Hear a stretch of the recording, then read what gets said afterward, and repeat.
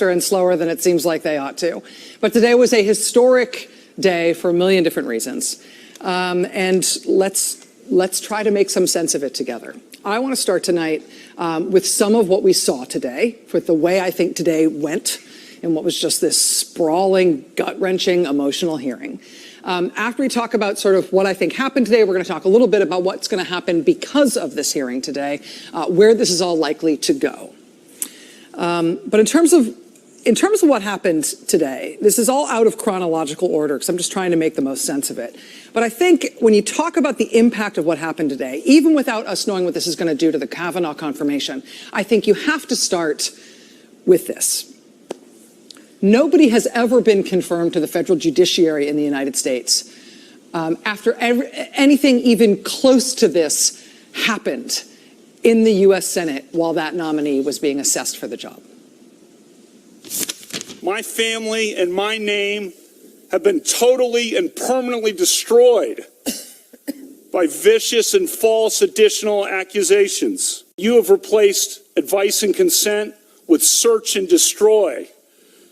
Since my nomination in July, there's been a frenzy on the left to come up with something, anything, to block my confirmation. People have been willing to do anything, to make any physical threat against my family, to send any violent email to my wife, to make any kind of allegation against me and against my friends, to blow me up and take me down. You sowed the wind. For decades to come, I fear that the whole country will reap the whirlwind. The behavior of several of the Democratic members of this committee at my hearing a few weeks ago was an embarrassment. But at least it was just a good old-fashioned attempt at borking. Those efforts didn't work. When I did at least okay enough at the hearings that it looked like I might actually get confirmed, a new tactic was needed. Some of you were lying in wait and had it ready. A long series of false last-minute smears designed to scare me and drive me out of the process before any hearing occurred. You've tried hard. You've given it your all. No one can question your effort.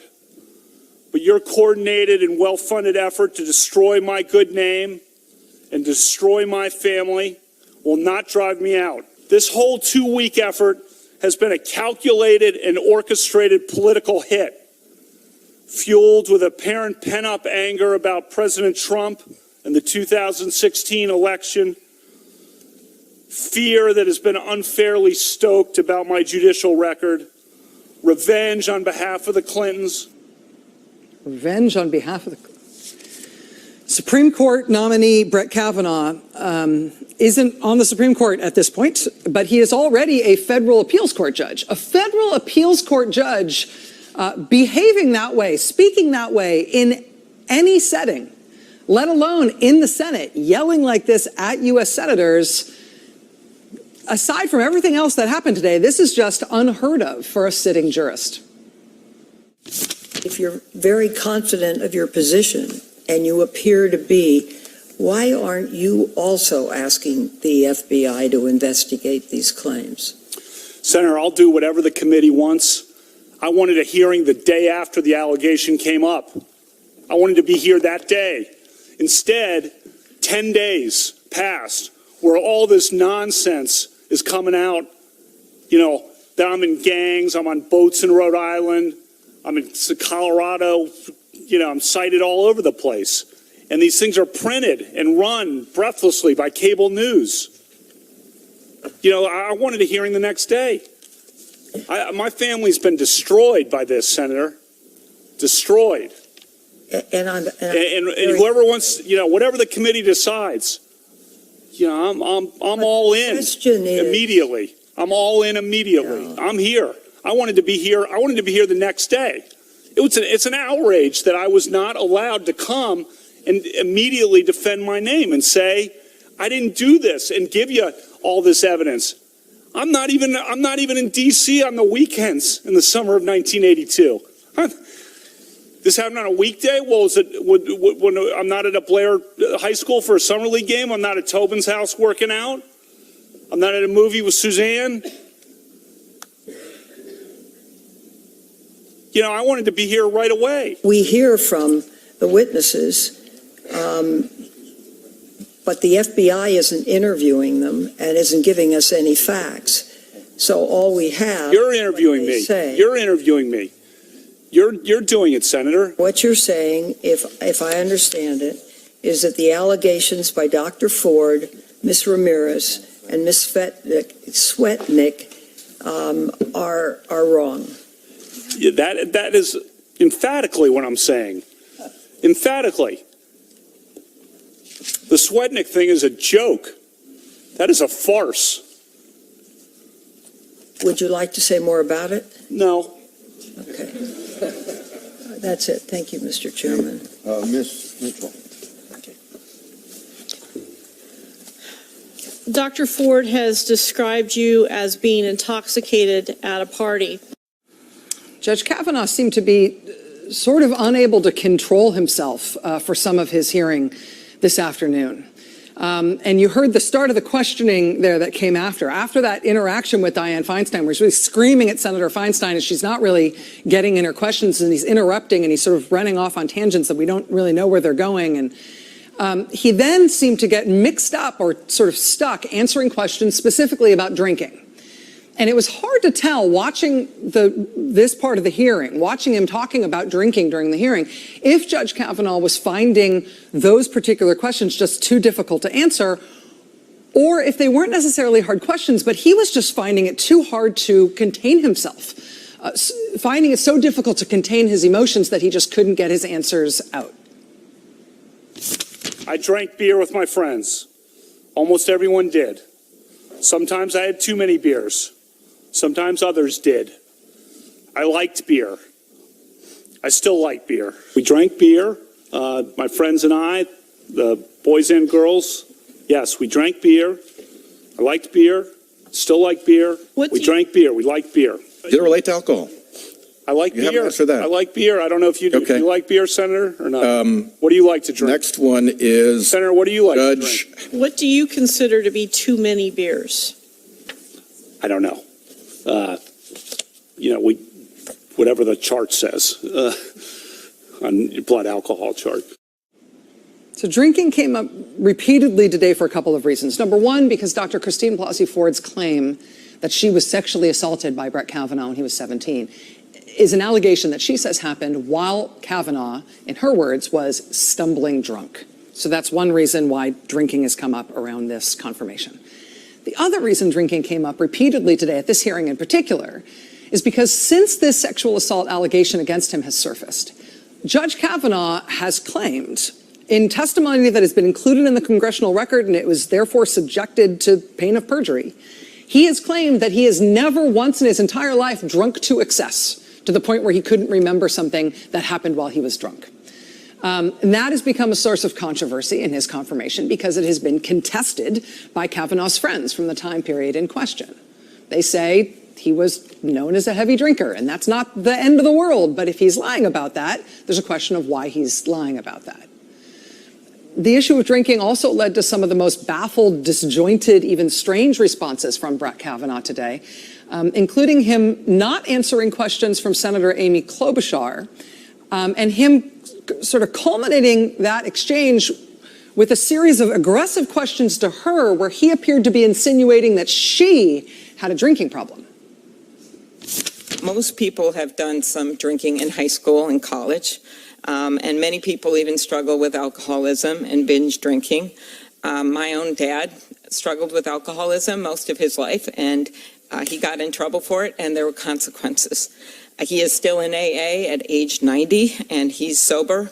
And in his words, he was pursued by grace, and that's how he got through this. So in your case, you have said here and other places that you never drank so much that you didn't remember what happened. But yet we have heard, not under oath, but we have heard your college roommate say that you did drink frequently. These are in news reports, that you would sometimes be belligerent. another classmate said, it's not credible for you to say you didn't have memory lapses. So drinking is one thing.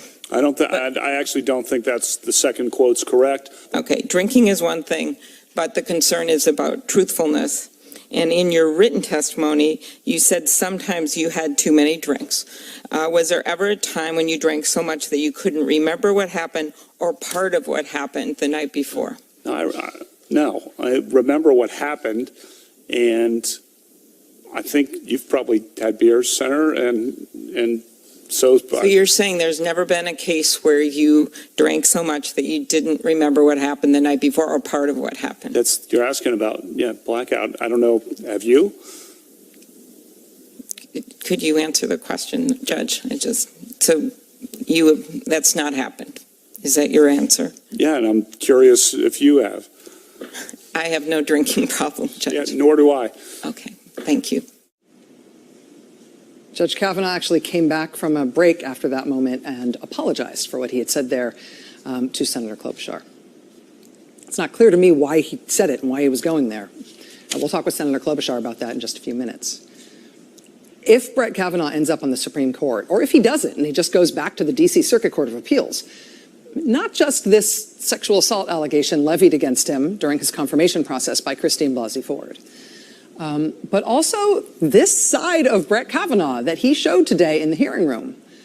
This will now be a part of the history of this nomination and of his role in history and his role as a judge. I mean, even if he stays on the D.C. Appeals Court, but especially if he goes to the Supreme Court, Kavanaugh's behavior today in this public hearing will change the modern perception of the court in an indelible way. It will change the expectations for what judges are supposed to be like. Now, in terms of assessing the sexual assault allegation against Brett Kavanaugh, which was the cause of today's hearing, there was a pretty tight range in terms of the things that were actually fought over in the committee room.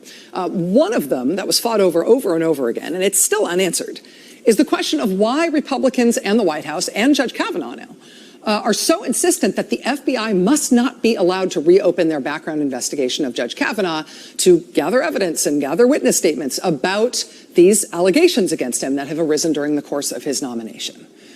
Republicans today tried a dual track of arguing both that the FBI background check process is no big deal, it wouldn't provide anything helpful anyway, and at the same time, they insisted today that it's very important that this pointless little nothing FBI investigation definitely shouldn't be done in this case, even though this is the way it's always been done for all other nominees. In the Clarence Thomas, Anita Hill matter, in the John Tower defense nomination, I mean, whenever there have been late raised allegations in a confirmation process, and this is a nominee for whom there is a background investigation, the background investigation gets reopened. They insist that must not happen here. And newly today, that the FBI investigation is no big deal. It's hard to argue both of those simultaneously. Judge Kavanaugh himself, though, hewed close to those Republican arguments today, to the point of bewilderment from one Democratic senator.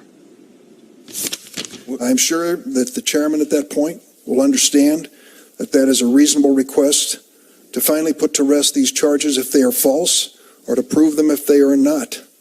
You spent 2 years in the White House office that approved judicial nominees. You turned to the FBI over and over and over again for their work. Let's bring them in here and now.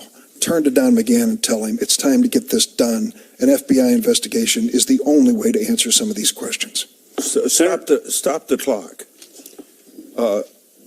This committee is running this hearing, not the White House, not Don McGahn, not even you as a nominee. We are here today because Dr. Ford asked for an opportunity here. I welcome whatever the committee wants to do because I'm telling the truth. I want to know what you want to do. I'm telling the truth. I want to know what you want to do, Judge. I'm innocent. I'm innocent of this charge. Then you're prepared for an FBI investigation? They don't reach conclusions. You reach the conclusions, No, Senator. but they do investigate questions. I'm And innocent. you can't have it both ways, Judge. You can't say here at the beginning, I wanted a hearing. moment, Look, I this welcome thing- any kind of investigation. This thing and was then sprung walk on away me. from this. This thing was sprung at the last minute after being held by staff. You know. Judge, And I if called there's for no I called for a truth to- hearing immediately. Why would you resist that Here's kind some of dots. investigation? Why would you resist that kind of investigation? Senator, I wanted the hearing last week. I'm asking about the FBI investigation. The committee figures out how to ask the questions. I'll do whatever. I've been on the phone multiple times with committee counsel. I'll talk to... Judge Kavanaugh, will you support an FBI investigation right now? I will do whatever the committee wants to... Personally, do you think that's the best thing for us to do?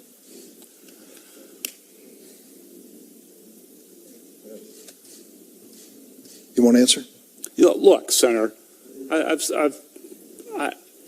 said I wanted a hearing, and I said I was welcome anything. I'm innocent. Immediately after that sort of collapse on the issue of why the FBI can't look into this, it was immediately after that that Republicans actually abandoned their whole game plan for how this hearing was going to go today.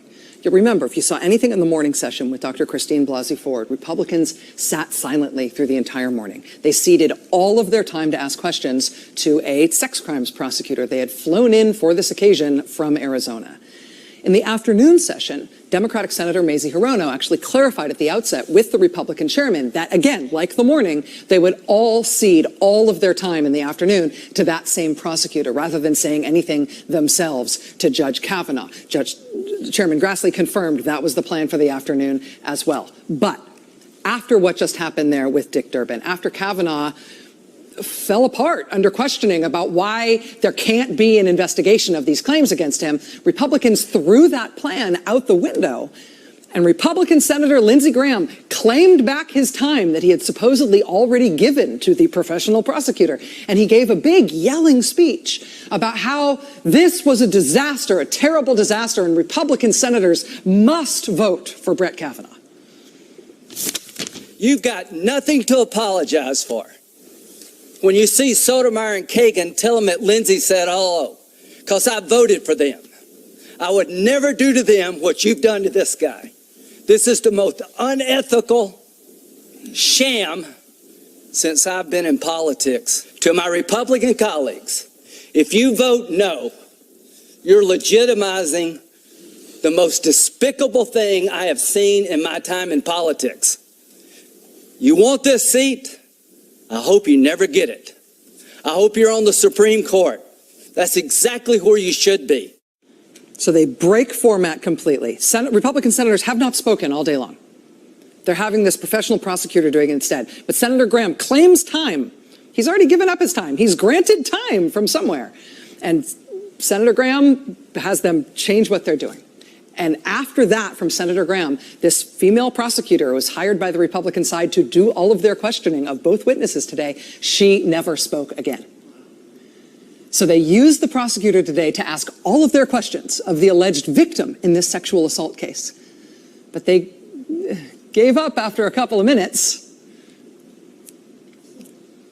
with the alleged perpetrator of the sexual assault, and then spent the rest of the day telling him he had nothing to apologize for. They then shut up the female prosecutor for the whole rest of the day while the Republican male senators all went on, one after the other, to spend the rest of the hearing making speeches on his behalf until the hearing ended.